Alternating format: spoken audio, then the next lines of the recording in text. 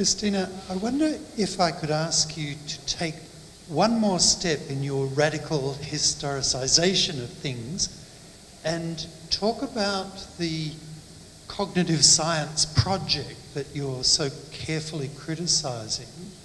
Why do you think that has become so influential at exactly this moment in history? Well, you know, of course, it's really an interesting question, and I think the answer. I bet you already know what the answer is. Actually, Raywin, I'm sure you do.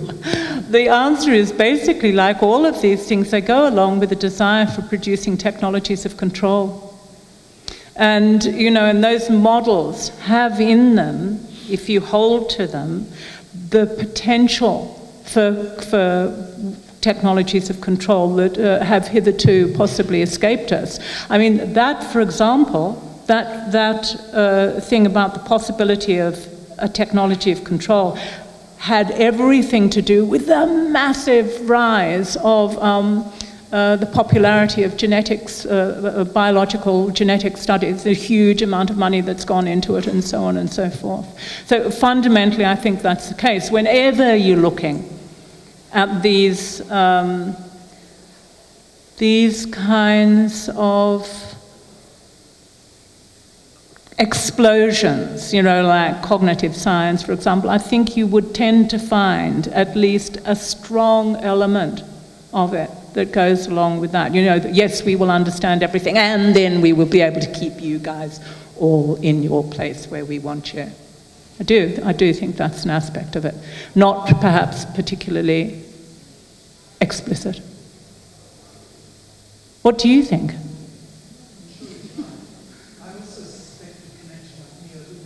Well, there you go, you see.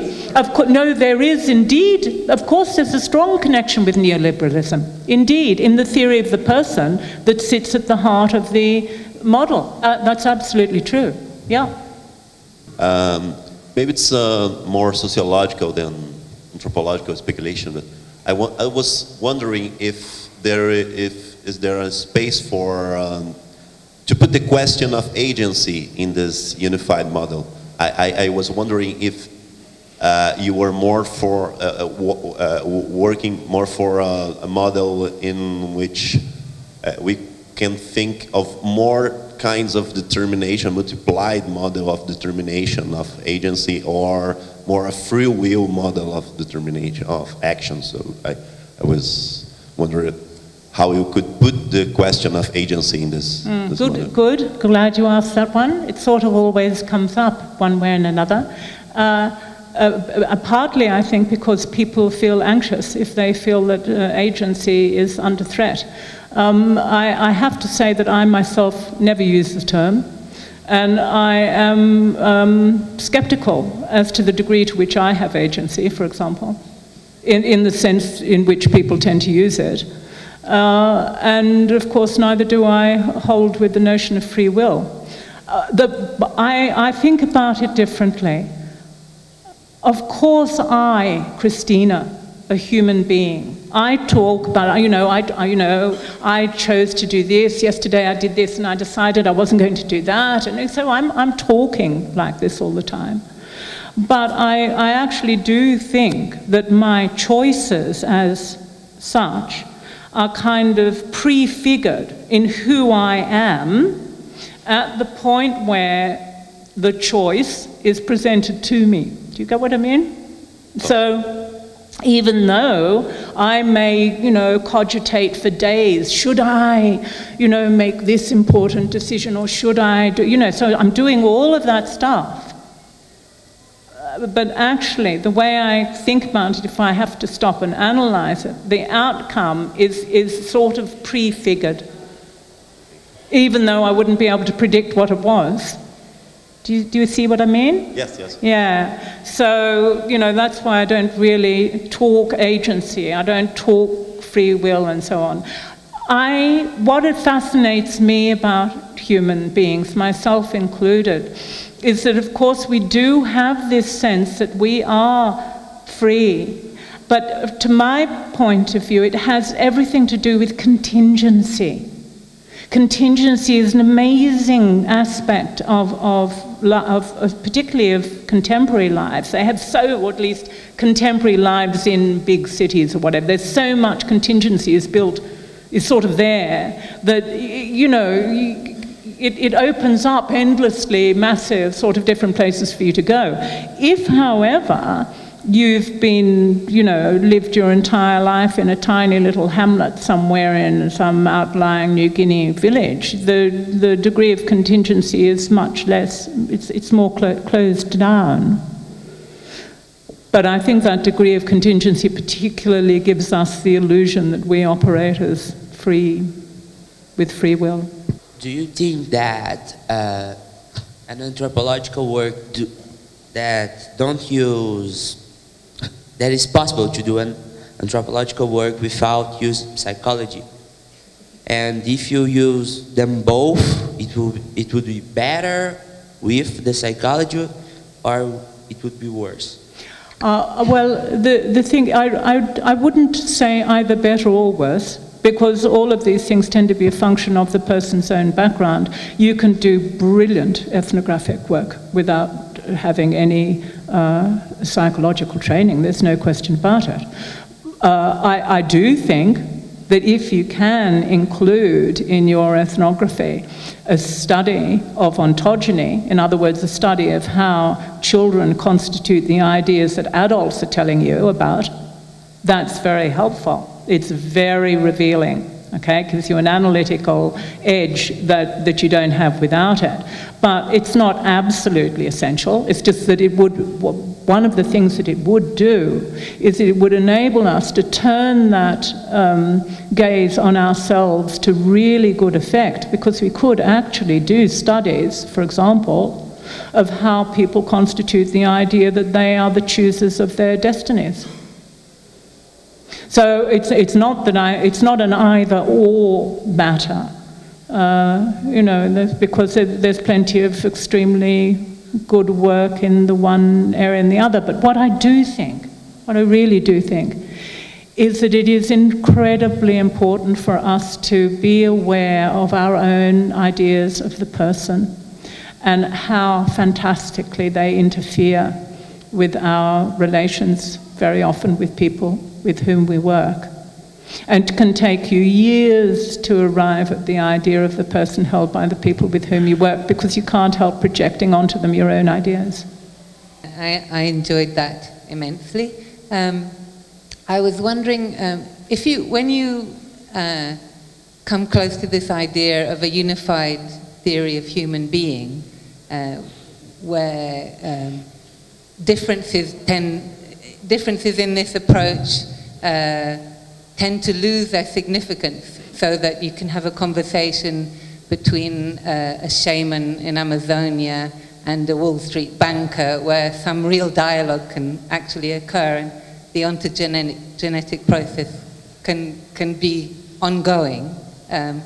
So, I mean, that's a very exciting idea. But then, if you go backwards and you say, well, we have to throw out the entire notion of cultural difference, and so that therefore it's a kind of it's a paradox, because in the end you develop so much difference that there's an excess of difference, there's an exaggeration of difference.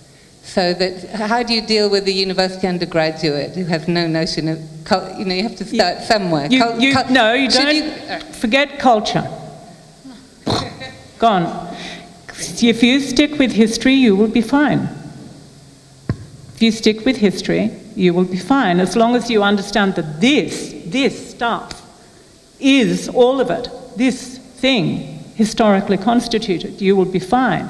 Now, then what happens, you see, and we always do this, if we start out with assuming similarity, so you've got your shaman who, let's say, meets the Wall Street banker, and they're hanging out and they're getting on fine, okay?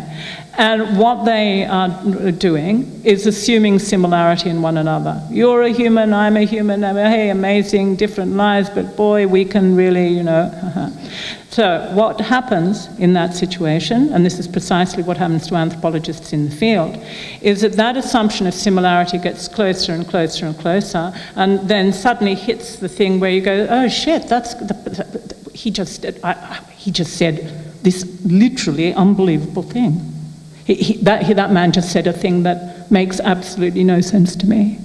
So what happens is you seek similarity and you hit difference. And if you assume difference, what you tend to find is similarity.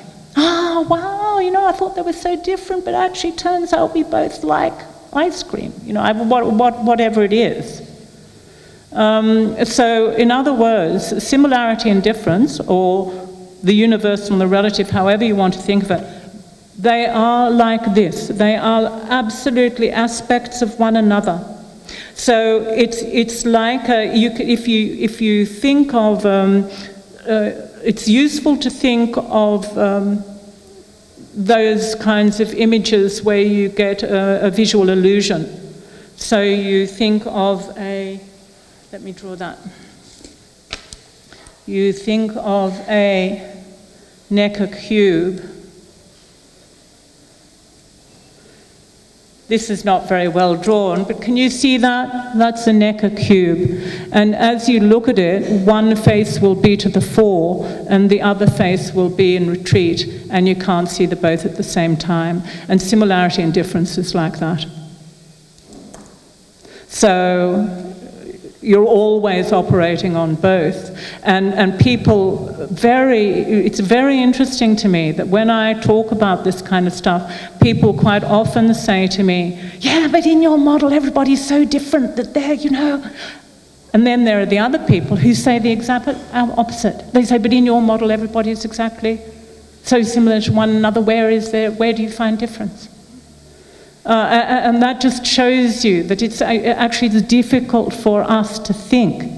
But the fact is that, you know, it's a three-dimensional model, which that one isn't, obviously. It's a two-dimensional one. We tend to think in the two-dimensional models, but we live the four-dimensional one. Yes? Você disse que não existem seres humanos fora de relações sociais. Isso tem a ver com reconhecimento?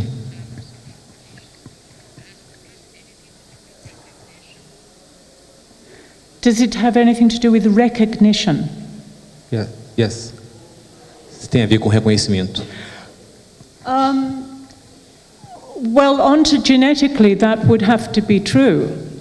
If you think of a child developing, yes, that would have to be true, because this is the thing that's really fascinating about newborn babies, is that they, as it were, recognize other humans. To call it recognition is perhaps an adult kind of construction of what's happening, but the point is they are more interested in creatures that look like humans than they are in others. Okay, so that recognition, of course, is important. Now, it may be that there is an implication in your question of a kind of negative thing, where you say those people aren't human, I'm not going to recognize you. But you can deal with a negative sociality. It doesn't have to be all sweetness and light. You know, war's part of it. And the total rejection of others is part of it. So you deal with that historically in the same way. Am I answering your question? Sim, respondeu. Bom, então agradecemos a todos e agradecemos a ANPOCS por sediar esse evento, ao Júlio que está aqui presente. E bom dia a todos, boa ANPOCS a todos. I want to say thank you to our translator. I'm sure she had a difficult job.